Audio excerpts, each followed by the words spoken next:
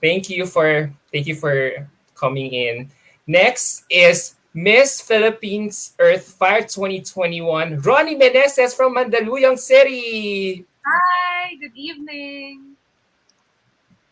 Thank you for having me and the other Kamusta? guests. Ang ganda.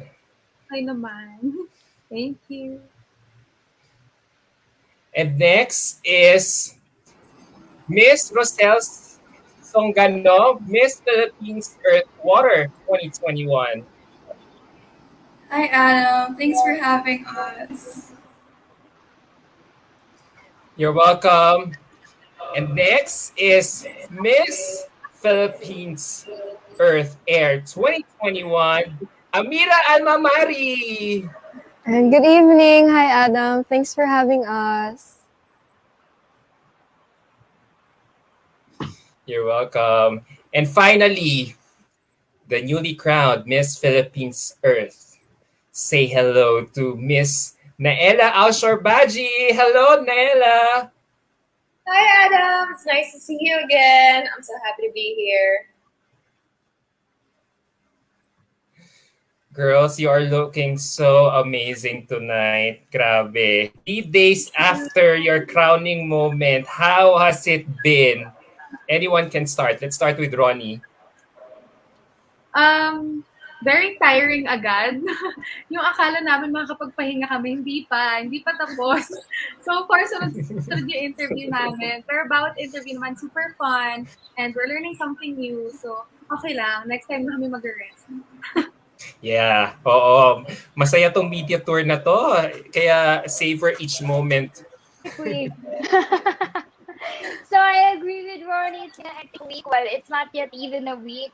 Pero yeah, I think we're enjoying the journey so far of being the reigning queens. But I think I can speak for most of the ladies that the coronation hasn't really even sunk in yet. Well, with all of us. So yeah. That's great to hear. So, kayong lima ba expect to win? Did you all expect to place? Or lalo na kay Nela to win Miss Philippines Earth this year? Let's start with Nela. No, definitely. If you looked at my reaction, it was super authentic. I was actually preparing for another Q&A. I was like, this is my redemption moment. I got this. And they're like, you won. I was like, what? What do you mean I won? So I started crying. I was sobbing. I couldn't control myself. It was such a surreal moment. Until this very moment, it's still hard to digest, but I'm trying to as much as possible. I'm curious to ask, why did you say it's redemption for you? Why is it a redemption moment for you? Honestly speaking, I haven't said this in other interviews. I was surprised by the question, and I felt afterwards that I could have given even better answer. But since I was utterly shocked by the question, I couldn't answer it as well as I wanted to personally, because I'm a bit hard on myself.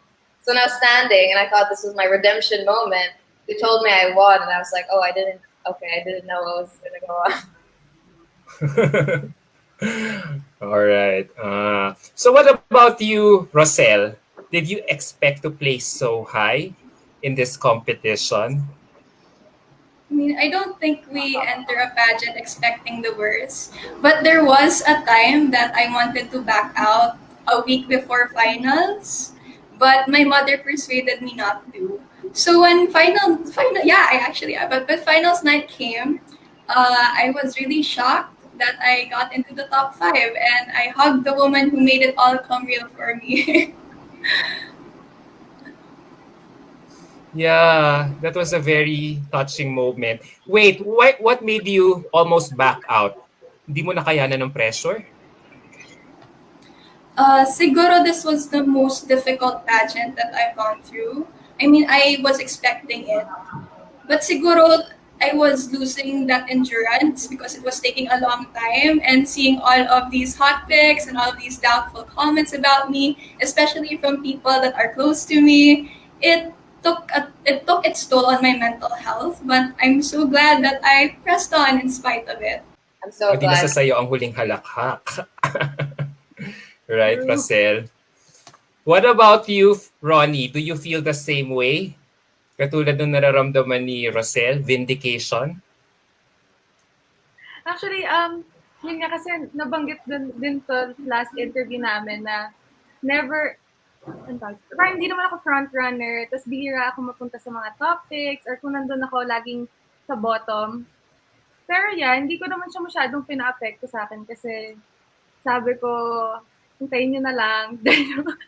Hintayin nyo na lang if I win. At least na-prove ko na kaya ko naman talaga. For Rosel and Ronnie, how do you develop that mindset na laser focus lang kayo sa competition, na hindi kayo magpapa-apekto at deadma lang kayo sa mga nakikita nyo sa social media? How was the process like? Rosel? Sige, ako muna. Siguro you have to keep in mind that you can't please everyone. And hindi naman sila yung nagjo-join ng pageant, it's you. So if you let all of those negative comments get to you, hindi naman sila yung matatalo, ikaw, it's you. So you really have to be strong and to really keep yourself grounded on what you believe in, and you know yourself best. So whatever comments that may be, as long as it's not constructive criticism, as long as it's not good for you, then don't let it get to you. Just let it pass through the other ear. Sa tenga, labas sa kabilang tenga. Ika nga nila. Ronnie? Sa akin, I agree with Rosel, but I feel like it's also because I have enough self-love and I know my worth na kahit anong sabihin ng ibang tao, alam ko na I can do it, I am worth it, I'm more than enough. So yeah, I think yun naman talaga yung key doon. If you love yourself, Kebs, sa ibang tao, kapag bash lang naman yung sinasabi.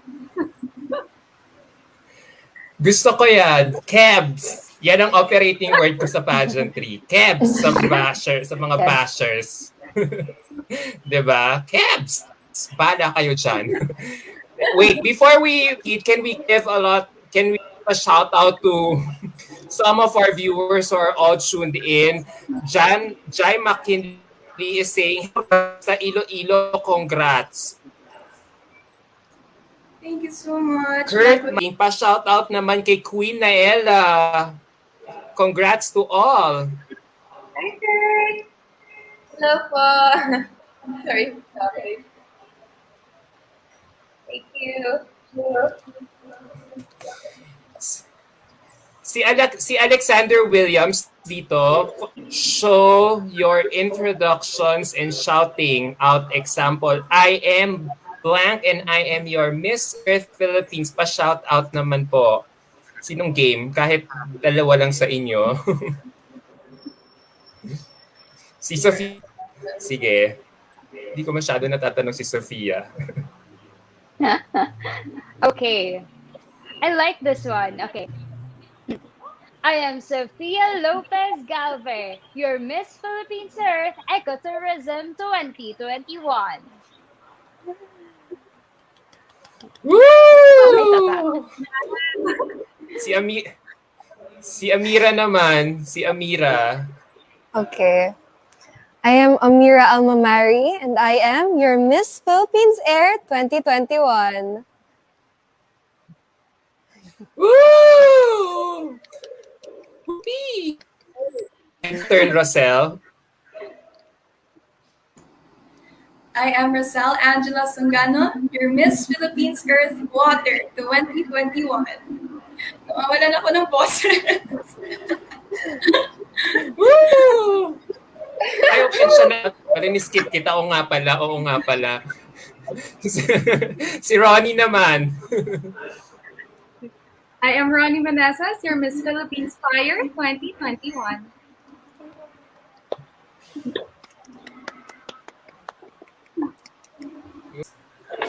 Tell us about now that you are the newly crowned title holders, tell us about your roles as the new ambassadors for Mother Earth. Let's start with Naela.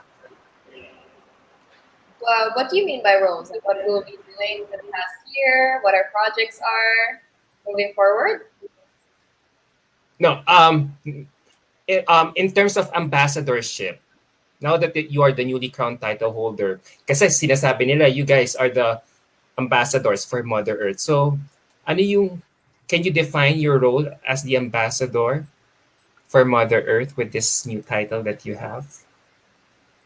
Definitely, we would be leaders. We would be people who they look up to in terms of environmental contacts, and we are leaders. So we're going to be doing different kinds of projects for the environment, as well as advocate as much as possible and educate people around us about it.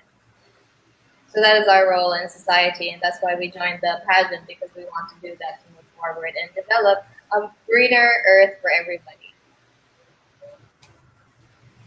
So the hard work continues. Yes, this is only the beginning, honestly.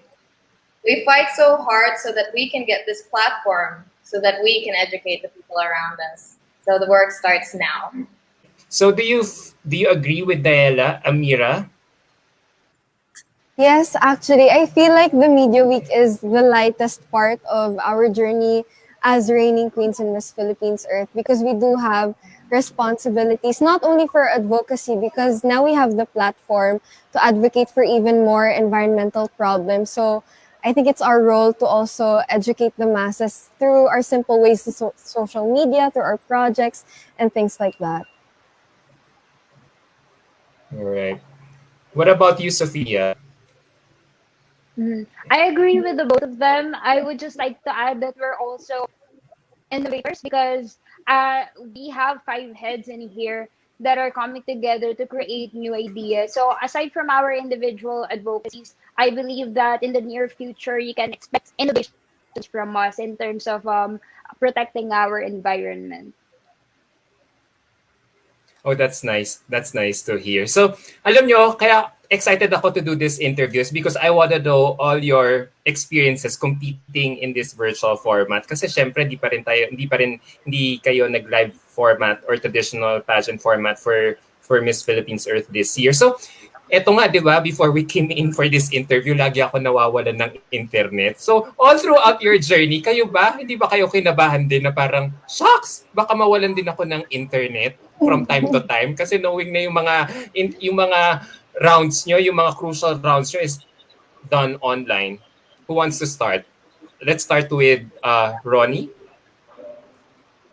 Every time na we're gonna go live, lagi akong kinakabahan kasi sobrang pangit na internet connection dito sa village namin. So, sometimes, kailangan ko mag-studio just to make sure na meron akong good internet connection. But when I'm at home, the moment I go live, lahat ng tao dito magpapatay ng wifi. Hindi sila magko-connect at all. Bawal sila makiagaw sa akin. Pero kahit ganun, lumalabo pa din ako. Pangit pa din. So yeah, yun yung isa sa mga pinaka-stress pag virtual pageant. I can relate with you, Sora. And nakita nyo naman kanina, di ba? So what about you, Rosel? Do you share the same sentiment of Ron? Yes, I do. Because you get nervous before you go online kasi yung Q&As are all live. And fortunately enough, it hasn't happened to me na na-disconnect ako or something. But there was this time na palapit na yung finals, and that's where our Wi-Fi connection got destroyed. So it was just blinking red wala na akong boses. The whole 3 weeks, it was just blinking red. And so, ayun, I was so scared that baka I couldn't na answer the Q&As. But ayun, I had family members who were generous enough to lend me their homes when I needed it. What about you, Nela? For me, I would go around the village, and since I would set up my area there, I would use my cell phone as a hotspot. And I get worried because sometimes the areas don't have any signal. So for 1 hour, I'm running around like freaking out, like, oh my God, I did not think about this. There's no signal here. I'm worried if it's going to present okay. But in the end of the day, it worked out. I've never gotten cut so far. So thank God. I can imagine you going crazy, running like a headless chicken at that moment. Oh my God, we're gonna be freak out ka moments before you go live. No, nakaka-stress, no? So, eto naman, curious naman ako, paano naman yung sa aspect ng glam ninyo? Kasi we all know you guys have been, glamming up yourselves from the comforts of your homes. Syempre, wala yung mga glam team ninyo by your side to check up on you. So, was it more stressful to do your glam at home? Nella? Sometimes I would have a makeup artist in Paranaque come and help me with my makeup, but there are instances where I also do my makeup. And I'm kind of used to it because in the modeling industry, when you go for castings, you have to learn how to do your own makeup anyways. So this wasn't a problem for you. Yeah. O, diba? What about you, Sophia? Do you also feel the same way na easy breezy katulad ni Nella? A little bit. Actually, since the coronation day, which was Sunday, all of the interviews since then, I did my own makeup, and I'm pretty comfortable with it because all of the pageant press interviews that I had, independent of Miss Philippines Earth, I always usually do my makeup. I always do my makeup, so I'm pretty good at it, I think. But I'm really having problems with my hair, so I usually have my hairstylist come over because at least he's very near where I live, so that's the blessing for me. So malapit lang nakatira si stylist mo sa'yo. A Kaya little bit, napupuntahan ka niya. maybe 30 minutes, maybe 30 minutes away. Swerte mo. Diba? Parang pwede mo siyang tawagin kaagad kapag kailangan mo siya. True. So, eto naman. So, pinag-usapan na natin yung internet, yung glam. Eto naman, I'm also equally excited to know, how did you prepare your respective Q&As? Considering na, let's face it, girls, pag sumasali ang mga katulad ninyo sa isang pageant ng Miss Earth, usually yung Q&A is very different from how you do your Q&As if, let's say, you join other pageants. Kasi dito parang feeling ko, there's a specific niche, di ba? Or science involved. So, how did you prepare for your Q&A for this competition? Ronnie? Ako talagang, I started reading, I started watching documentaries about the environment. And sometimes, kasi feeling ko, there would be questions na hindi naman siya related sa environment, like something super random. So what I do, whenever I bump into like my cousin or kung sino man nasa house, bigla akong gaganto, question. Tapos magtatanong sila sa akin, tapos kung ano yung tanongin nila, I'm gonna try to answer it in my head. So yun, and super weird ba? But then, I don't know, that's how I did it. Para pag may question na sobrang out of the blue, hindi ako masyadong magugulat. What about you, Amira? Me naman, I had some mentors to teach me first yung essentials ng, kasi it's my first time talaga joining a big pageant because for my municipal pageant, I didn't practice. So for this, they taught me how to answer like the format and things like that. But regarding the topics, I practically studied by myself. I was scrolling on the internet. I was looking for some books whenever I could. Tapos yung shower thoughts, I'd ask, I don't know if ako lang yung gumagawa nito, pero before I sleep or in the shower, sometimes questions would pop in my head. Tapos ililist ako agad sa notes yung answer ko. So that's how I practiced for the whole duration whenever my mentors weren't available. So, importante talaga maging kayo na you keep reading a lot of materials, books, or newspapers, Definitely. or you know, the internet, reading up on the internet just to keep updated. Yeah. Sophia? So it's the same as them, but I have a dilemma. I'm so glad actually, Adam, that you brought the Q&A up because this is my dilemma with the Q&A. I usually study for it, like I'm studying for a quiz bee, meaning I'm looking more into facts, policies, stuff like that. But so far in the whole competition, I have never been asked anything environmentally related. As in, nobody ever asked me about the circular economy, the sustainable tourism, the things that I'm advocating for. I've never actually been asked about them. It was the questions that were thrown at me were personal. So each time I would get I would be caught off guard because I'm really preparing, for example, for the Kaliwa Dam issue because I'm from Tanay. I really studied hard for that, but then I got a personal question and it's like, okay. So do you feel intellectual? Do you feel like a highly intellectual person right now, given your experience? I'm not sure if that's how I feel. But when I was a kid, I usually do quiz bees, so I'm used to that kind of format of questioning. So I think that's what's lacking in my pageant journey this time. I forgot to focus on the personal question. So there might be a feeling of I'm intellectual, but I'm not really hitting the points correctly. Bongga, nakatulong yung mga ano mo, yung previous experiences mo for your for your moment in play, especially live pa national television, 'di ba? So, eto na, since nangakoronahan na nga kayo, 'di ba? At tuwang-tuwa kayo na pinanood namin yung mga respective reactions nyo. So, curious lang ako. Siyempre, umaga yun, 'di ba? Umaga namin kayo pinanood. So, paano kayo nag-celebrate afterwards? Natulog ba kayo? Parang normal lang. Since sa bahay lang kayo, tinanggal-tanggal lang yun yung mga makeup nyo, eyelashes nyo. Tapos, wala na. Since ECQ ngayon, hindi tayo pwede makis-celebrate with our loved ones. Rosel, let's start with you. Kasi, Actually, parang wala pang proper celebration after ng coronation.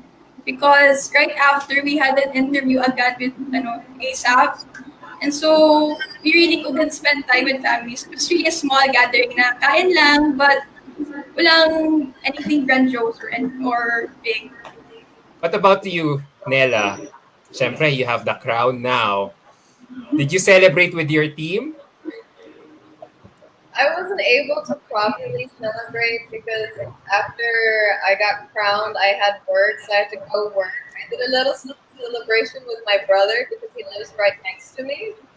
I know we just ate some pizza, and I was so tired from everything. I just passed out. I wasn't able to celebrate at all, but I'm excited to. I know after this ECQ, each one of us will celebrate with our cities. So, paano, so parang, nyari, na-imagine ko sa parang, alright, I won, finally done.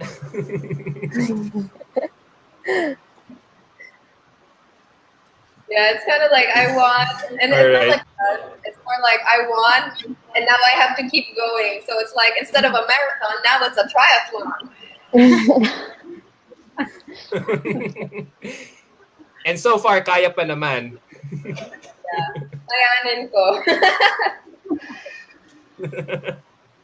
All right, there's a question here from Jai McKinney. There's a question here. He asked, Sir Adam, paki-ask naman sa kanila how do they handle the responsibilities of the crown on top of their respective jobs, family, and relationship with others. All right, let's start with Amira naman this time. Yeah, so I have some great advice for this. Kasi starting out in the competition, I felt like I couldn't do it and I wasn't ready. Because I was thinking so far ahead. And I know how important planning is. But what I told myself is to take everything day by day.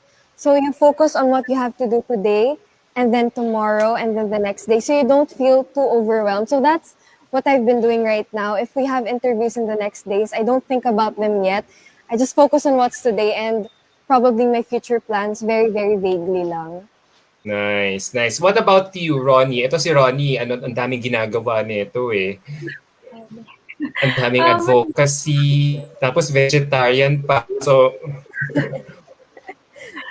Ako naman, before passing my application, talagang I talked to my parents, my sister. I asked them kung tingin nyo ba kaya ko, tingin nyo ba gawin ko. Kasi syempre I don't wanna do something that I want na sacrifice ko yung like relationship ko with them. So I had to make sure na okay sa lahat before I actually pass my application. So yun, and yeah, and now that yun nanalo ako, and for sure, nagsistart pa lang yung journey namin, mas madami pa kaming gagawin. I'm very grateful na sobrang supportive sila sa akin and naiintindihan naman nila kapag may time na, like yesterday, I was in my room the whole day kasi sunod-sunod yung interview namin. So, wala, naiintindihan naman nila. So, I think, kaya ako kakayanin to dahil din very understanding sila. Tsaka once in a lifetime opportunity to na yung interest ng tao sobrang laki. So take advantage of it, right? So for sure naintindihan niyo ng parents niyo. So girls, now that you won your respective titles, how has your perception changed about pageantry now that you are Miss Philippines Earth title holders? Let's start with Nela. Well, it showed me how big this platform really is and how far it can reach. When I started with this, I thought that maybe this would lead to something, but now that I'm here, it shows me that, oh my God, this is actually bigger than I know. These are shoes that are bigger than my feet, but I'm gonna walk in them because I've been training myself for how many years for this. At the age of 20, I told myself I wanted to join Miss Earth because of the urgency of the cause. And I've been broadening my horizons every year. And from 20 years old until 23, I have molded myself to become a leader and understanding the awareness within myself. Because if I don't understand myself, how am I going to lead others? And that's what I did along this journey. Wow, I love your answer. So after this whole experience, you came out, with a better outlook. You have Yeah. enriched yourself more Yeah, mentally. super. And it pushes my drive even more that now I have the power to do something. I was a little girl who wanted to find change in the world. And now that I have this platform, I can do that. And it just rejuvenates me. It gets me excited. If you don't know, like, only recently today that I really sunk in that I won. And then I told myself, oh my God, this is it. This is my dream. I can finally do something. I've been feeling so lost for so long because I felt like I couldn't do anything and now I can. So I'm really happy about that. I'm so excited for what's going to be in store for all of us. Iba talaga yung platform, no? Yeah, really. I mean, Iba now talaga na people. maraming nakikinig sa inyo. I promise. So what about you, Sophia? Do you feel the same way? Yes, I do feel the same way about this being a very great platform for our advocacies. But it also made me realize now whatever you do talaga, you cannot please anybody because, I've been in the pageant for so long. I think I've been doing this for 7 years now. And now that I got Wow. into my first major national pageant, I felt like wala talagang contentment ang Filipino pageant fans. As in, you really cannot please them anyway. I'm not really looking for comments, but somehow a comment made it to my one of my group chats with my supporters, and something was said about um something Miss Tourism lang naman, Miss Ecotourism lang naman, something like that. And I was like, okay, but I got a crown, I got a platform, I've got four beautiful sisters with me who will collaborate with me on my advocacy. So what's lang for you? I mean, what's that? What is the need for this kind of negativity? So anywhere you go, negativity will follow you. It's just really up to you if you will just brush it off or you will carry it with you. In short, Kebs. Yes. Kebs, diba? May title ako, nga kayo dyan. Diba? Like I that. love your I love your mindset, Sophia. So, ito ba, curious lang ako, since Sophia, you mentioned first national pageant mo to. Kayo ba, kayong apat din ba, first national pageant itong Miss Earth?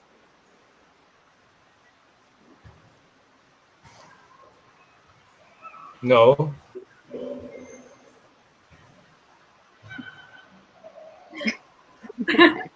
So, yes. So, so ito lang, kasi the reason I asked this, what, dun sa mga first national pageant ang Miss Earth, what made you attracted to Miss Earth? That that made you join this pageant? Si Amira, kasi she's only 19 years old. Yeah. So the first from the start of this year, I wasn't expecting to join a national pageant this year, but I told myself after being really close with our Miss Philippines Fire last year that I wanted my first ever pageant to be Miss Philippines Earth because I don't know, I saw all the changes here in Atimona and I was really, really inspired. And fun fact lang then, I also was able to meet the reigning queens last year. So I was able to meet Queen Roxy and Queen Gianna as well. And I saw how radiant they are, how happy they are, and contented with what they had last year, that they were able to make a change. And I feel like I could also do that with Miss Philippines Earth. I could feel contentment like never before, no matter what happened, because that's what this organization is about. It's about creating change in your community that will fulfill you whatever happens in the end. So I really fell in love with Miss Philippines Earth. I can feel your answer.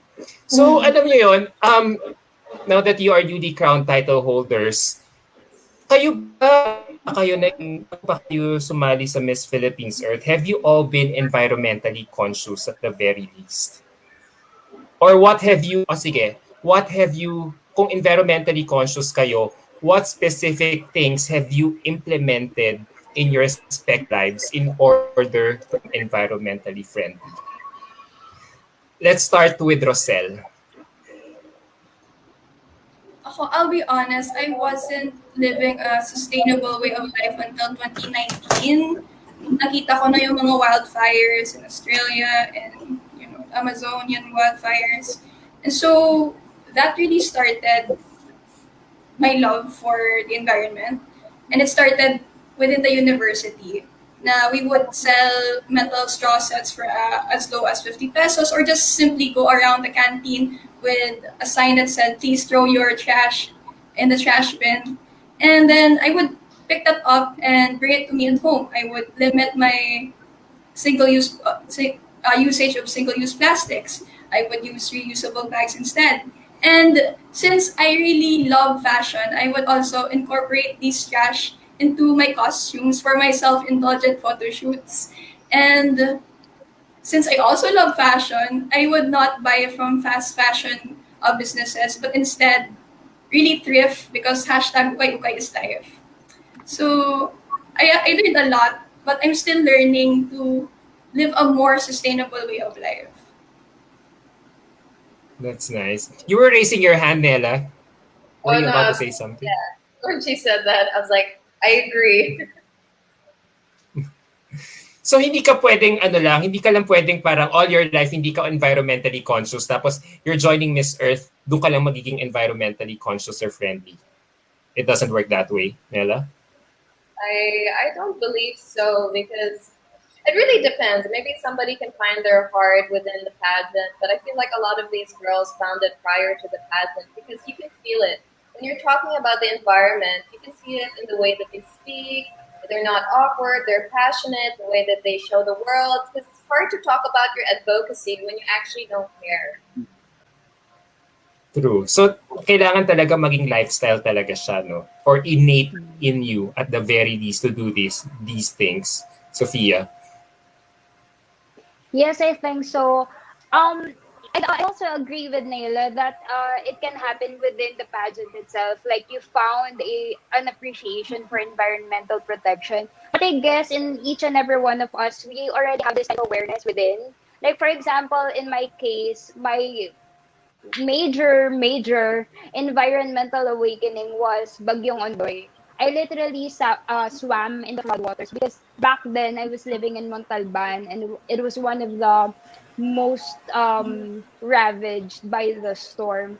So I was able to experience seeing the muddy waters because we had quarrying in the mountains of Montalban. So I believe that the mud came from the quarrying site. So I told myself after that disaster that I really want to do something, even just a little bit, even just at home, to at least not contribute to the kind of disaster. So I really followed my mom because she's actually the more environmentally friendly one before.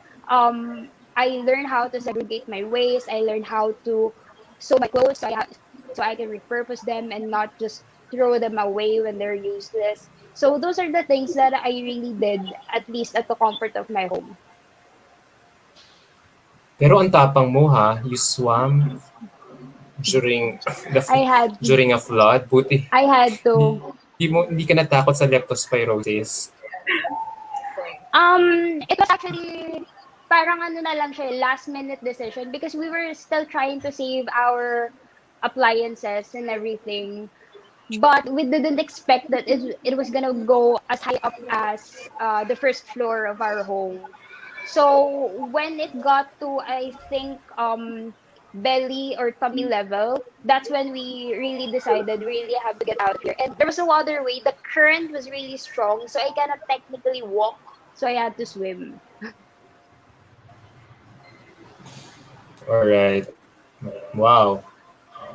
Wow, great story. So, nakigets ko na kung bakit ganun ka nalamit for our Mother Earth. So, paano yan guys ngayon? As we all know, ECQ tayo ngayon, di ba? So, our movement is all restricted. So, you know, so that means times are very hard right now. So, just to make it fun lang, what do you each enjoy doing for Mother Earth that might inspire other people to follow your lead? Let's start with Nella. I like to do a lot of things. I mean, every month I would try to replace my ordinary products with an eco-friendly replacement. And you try to do that every single month, as well as I segregate my plastic waste and I segregate my plastic waste and then I wash them and then make eco bricks within my household. So you can do that during the PCQ. And you can also exchange your eco bricks for a sack of rice, so you're also saving money at the same time. So I do that in the respective of my own home. And I educate myself. I actually went to the Big Bad Wolf Sale. If you guys missed it, it's quite sad because they have a lot of nice environmental books over there, like ecological fashion, and I just read up on everything. It's really cool right now. There's fun talaga in recycling, no? What about you, Ronnie? Ako naman, I actually started this 30-day eco challenge just to make, each day interesting. Para at least every day may nagagawa ako, like just a little small acts of green na alam ko naman makakatulong, because sometimes it's not really about how big you do things, it's about how consistent you're being. So ginawa ko yon as a way to make sure na I do this every day hanggang maging habit siya, hanggang maging lifestyle talaga. Which is actually nice kasi every time na makikita ko yung cousin ko, yung friend ko, sasabihin nila, uy, this was before we were crowned.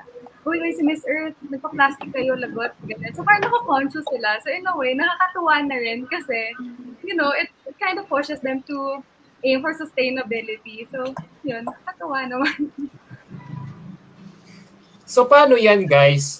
Ito nga ECQ pa rin tayo, no? And you have your respective environmental advocacy. So how do you think you can implement those despite our lockdown right now, apart from resorting to social media? Amira, do you have something in mind? Yeah, I think that the biggest way we can really implement these projects, especially if they're a bit bigger, is to connect with their LGU, because they have all of the materials and the connections to help us bring into life all of the projects that we want to do. But if they are something that's feasible in your own village, like let's say community pantry or collecting of bottles from each household to exchange into junk shops or things like that, then we have to take our own initiatives, make sure they're feasible muna, and also connect with our LGU, because this unity and this collaboration will really help us make a change in community by community.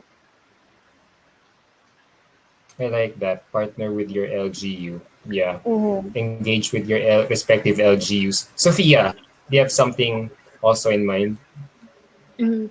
I actually agree with Amira. The LGU already has the machinery to do these kinds of programs. And actually, I'm very happy with the night. We actually won the Eco Award because of our initiatives. And I believe that I can also, thank you, I can also contribute some ideas to them. Like for example, maybe come up with another.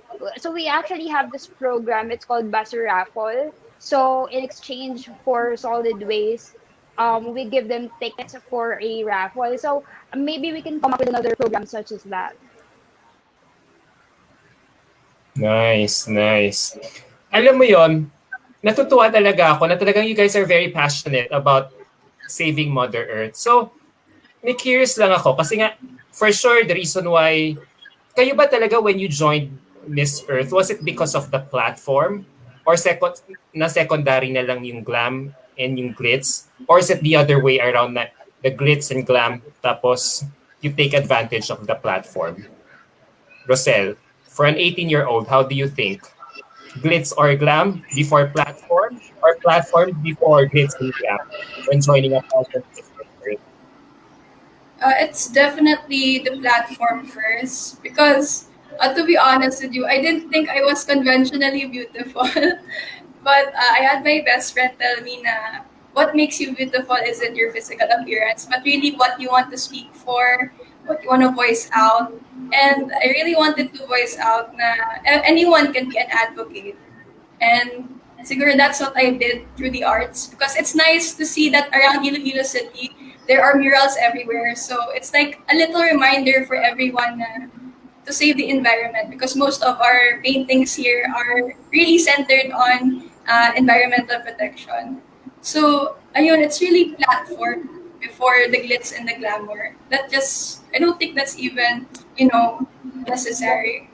It's really voicing out the issues of the day. Do you agree, Nella? I completely agree. And I've said this to you in an interview before, and I've said this on my Instagram that I joined Miss Earth for the platform because I know that it's quite necessary, especially as of the moment, due to what's happening with the environment. So yes, number one is the platform, and then two would be the glam. So may question ako. If let's say Miss Earth were not a pageant, but a leadership program where it only involves attending a lot of conferences, symposiums. Kasi nga it's more fact-based, 'di ba? Kasi we have a cause in saving Mother Earth. So kailangan facts, science, evidence. Would you still consider joining Miss Earth? Nella? Yes, I would. And even if I don't win, I would like it because I would learn something. It's something that I'm passionate about. So if I join that and it's a bunch of intellectual people, I would quite love that because in the end of the day, if you're the smartest, I heard this quote. It says, if you're the smartest person in the room, you're in the wrong room. And in this pageant, there's so many smart people, including all the girls around me, where I can learn a lot from, especially with this kind of topic. Nice. Sophia, kung hindi pageant ang Miss Earth at puro leadership conferences lang, as it's a leadership program basing from everything that you're saying, nawala siya. Okay, so let's ano na lang, go to Amira instead. So, kung hindi pageant ang Miss Earth, would you still join? Kung leadership programs lang siya? Mhm. I actually would because I love being involved in things like these. Kasi, di ba, in the US, I would see my friends there. Meron silang parang UN summit, gano'n. Sabi ko, bakit here? Wala akong naririnig. I want to join things like that. And if Miss Philippines Earth were like that, I would definitely sign up right away. Even if I were a bit younger, I would sign up if I could. So it's really the platform talaga. It's the enrichment that you will get. Yes. And not so much about the glitz and glam kung puro aurahan. Yeah, I can do that every day naman, even without the pageant. Pak. Sophia. It's the same with Amira. We can do glam every day. I mean, if I really wanted the glitz and glamour, I would be really more active on my social media, but I'm not. It's very evident I'm not very masipag on social media. So I'm definitely here for the platform. And anyways, I already got the glitz and the glamour from when I was starting in in the other pageants from my previous pageants, because those ones they do not necessarily have an advocacy that something like Miss Philippines Earth stands for. So this time around, it's really about the platform, because I really do have the heart for this. Sige nga, masuggest ko nga to kay Madam Lorraine. Madam, agree sa akin yung mga title holders mo para mas lalo pa kayong makatipid for next year. Puro mag-virtual conferences na lang tayo online. Wala na mga casual wear, resorts wear, wala na yung mga aura-aura. Tignan ko lang kung e-effect. Game?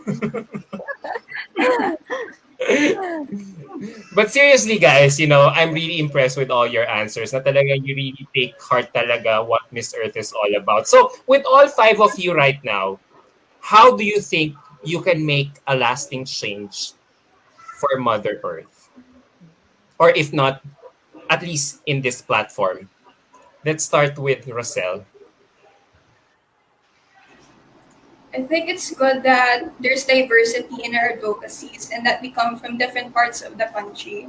I think it's the best way to learn from each other and to incorporate each of our advocacies into our own as well. But I guess to really make a lasting impact, I learned this from my theater group. We have to follow a set of aesthetics. It's the 4M. So you have matahong, which means beautiful, or if not beautiful, at least it's presentable. And maalam, is it smart? Is it intellectual? Is it and then the third one is matinlo. Is it clean? Is it neat, organized? And lastly, may dulot.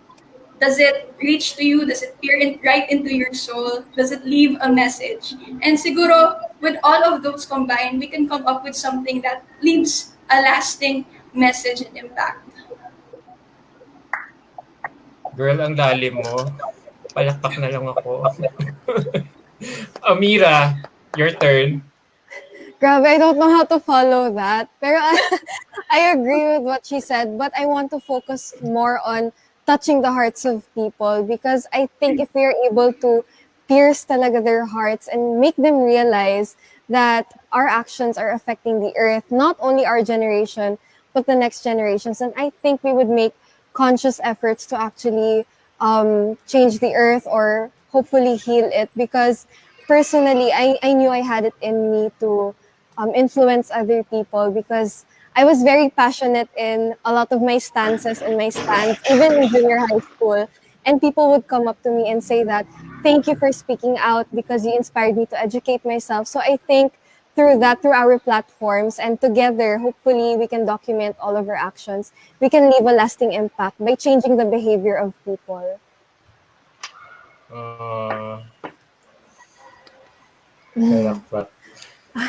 Sophia. So this is what I like about us, the diversity, as they previously mentioned. With them, it's about the message. For me, I'm a practical person. I'm all about systems naman. Being a chief operating officer, I'm all about operational systems. So what I can do to bring a long-lasting impact for our environmental protection in the Philippines is really to create a system that I can leave to other aspiring entrepreneurs like myself, or to other beauty queens as well who would like to advocate. So, for example, my advocacy is actually a system already that I made. So it's something that ecotourism aspirants can actually do for their own businesses. Wow. Wala na ako masabi. So we're down to my last few questions, no? Let's look at the horizon. Nella, you're gonna compete on the international stage very, very soon. As early as now, how have you been preparing for the international competition? I've been already, the moment I found out, I still haven't absorbed anything, but I was already preparing my strategy moving forward, how I could represent, who I should be talking to. Should I be talking to the head of the environment in the Philippines? Because I'm representing the Philippines. Though I have my own advocacies, I want to know the main problem within the Philippines so I could show it to the world, as well as how I could talk about the different varieties within the Philippines. So I'm excited to do that. I'm going to try my very best. I'm going to give it my 120%. And even if I'm nervous, I'm quite excited because this is my dream come true. This is the platform that I wanted, and I'm here, and I'm not going to put it to waste at all. I really can feel your excitement. So can you bring home our fifth crown for our country? She will. Hopefully, I won't give promises, but I promise I'll give my best. Nice. Great attitude. So, for the elemental queens naman, for Amira and Rosel, because you're both only 18 and 19, and I feel like the world is your oyster right now. So, any plans of, of joining another pageant in the near future, or will it still be about Miss Earth through and through? Amira, you start.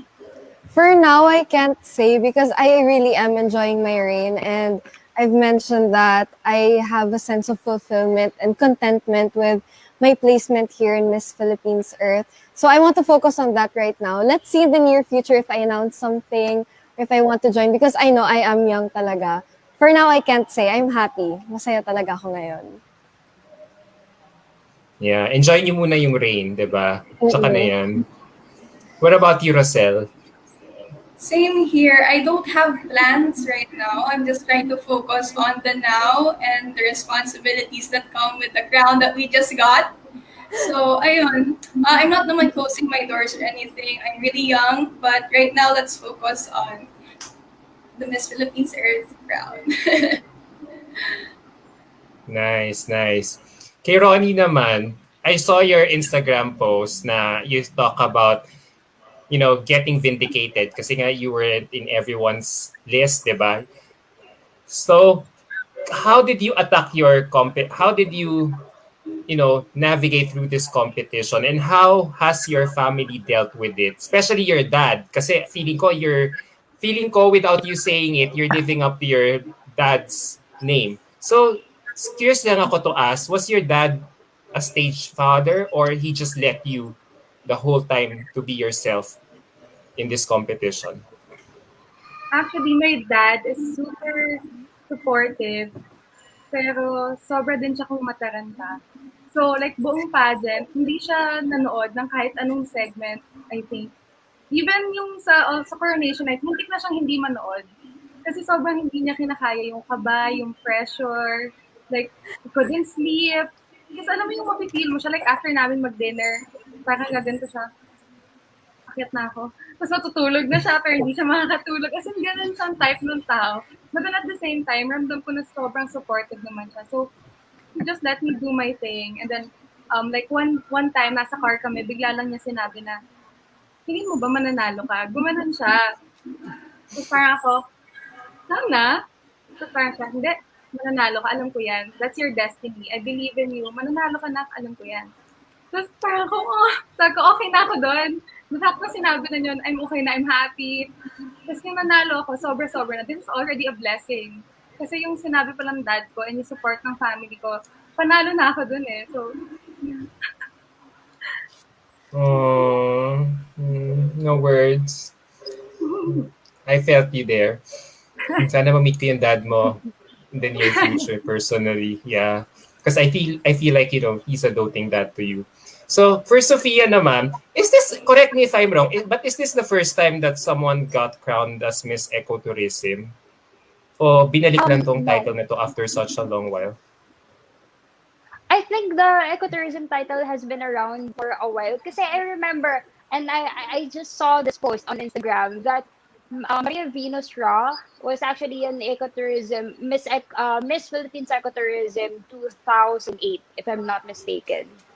So I think the title wasn't just as visible because Eliza Mendoza, the MPE Ecotourism 2020 is actually in Australia. So because of the pandemic, she wasn't able to fly over here and perform her duties here in the Philippines. But she was actually able to perform her duties online. All right. Oo nga pala, last year pala si Alisa, yeah. So for you, since you got that title, would you have wanted a proper crowning moment under a traditional format, or Does it still matter for you? I still miss the feeling of being crowned on stage and having the cheer deafen you. But I'm very contented with what happened because it's all for the safety of the girls. And I believe that there's really no better way that we could have done this. And I'm very happy with what happened so far. Yeah, title, or I mean crown or no physical crown, Yeah. it's still the body of work that will speak for yourself, right? 'Di ba? Na talagang makikilala ka, oh, she's really good. Now you don't need any tangible crown to prove your worth as a beauty queen. So, guys, eto na. I'm down to my last question, and no doubt you guys are so impressive as you articulate your environmental advocacy. So I really had fun, catching up with you girls and getting to know some of you. So eto na lang, as my last question, what do you guys hope to achieve with your respective reign here in Miss Earth? Let's start with Nela. I actually have a lot of projects lined up, and I'm really excited to push through them. I've had these projects lined up since probably 2019. I've been thinking about it, I'm putting it on a list, and I'm excited to do that. So that's what you guys will expect during my reign, as well as constant development to be better. All right. Thanks, Nela. What about you, Amira? Yeah, I'm very excited about my projects as well. Here, not only here in Atimonan, because as of right now, I still haven't gone to Rizal, but soon. I'm excited to bring my projects there as well because I know we're a bit lacking in the place where I live in environmental initiatives. So hopefully I would be able to talk to some members of the LGU to bring it up to the mayor. So sana ma-achieve ko to in hopefully at least one other town aside from Atimonan. Alam mo, gusto ko yung LGU mo Super sipag, super sila, supportive sa nakita ko yung nila kay Shane last year So parang I'm glad they are also extending the same support to you, no? Mm-mm. All right. What about Rosel? Same here. I've got a lot planned for the year.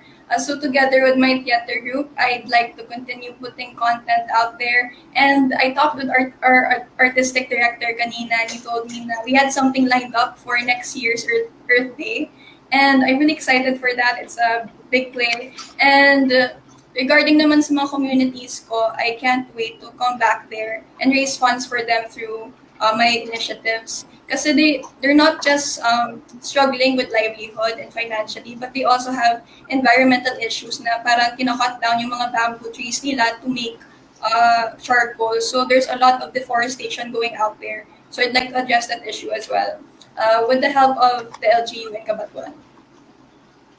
All right. What about you, Ronnie?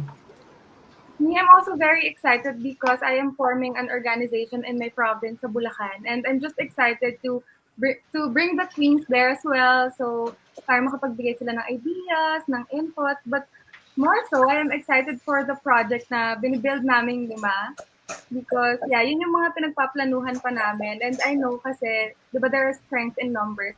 So, given na sobrang iba-iba kami ng personality, iba-iba kami ng advocacy, sobrang magiging diverse yung project na magagawa namin. So, I'm really excited for that. Sana matuloy yung project na niluluto yung 5. Na-curious ako bigla. Sige, abangan ko yan. Sophia, last but not the least. So, what people can expect from me is I'm definitely going to embody my title of ecotourism because that is also my advocacy. So, hopefully by the end of this year, I will be able to create a greenhouse that we promised to the indigenous peoples of our town. The Dumagat. So we promised them a greenhouse so they can do their own agroforestry project there. So that is one of the most tangible things that I can really offer. And aside from that, of course, the collaboration that I have with my Queen sisters. Talagang nakaka-inspire talaga kayo. No doubt. Nakaka-inspire talaga lahat kayo sa mga ginagawa nyo for Mother Earth. So on that note, thank you so much for gracing my interview. I'm just speechless right now. Talagang kahit light questions or hard questions, alam niyo, talagang napapahanga niyo ako with the way your gift of gab or even your articulation about a lot of environmental topics. And I hope na hindi lang this year nyo may papamalas yan, but throughout the rest of your life. So thank you, girls. I had so much fun, and I hope you also feel the same way. So virtual hugs and kisses all the way here from Manila, Philippines na naman sasabihin ko. From my office here, international. Thank you so much, girl. Thank you so much, girls. Thank you so much, Miss Mylene, for making this interview possible. God bless you, girls. Stay safe and hydrated, and good luck as you implement your respective advocacies. And to Nela, good luck on Miss Earth 2021. Yes, girl. Thank All you, right, Adam. bye. Thank you, Adam. Bye.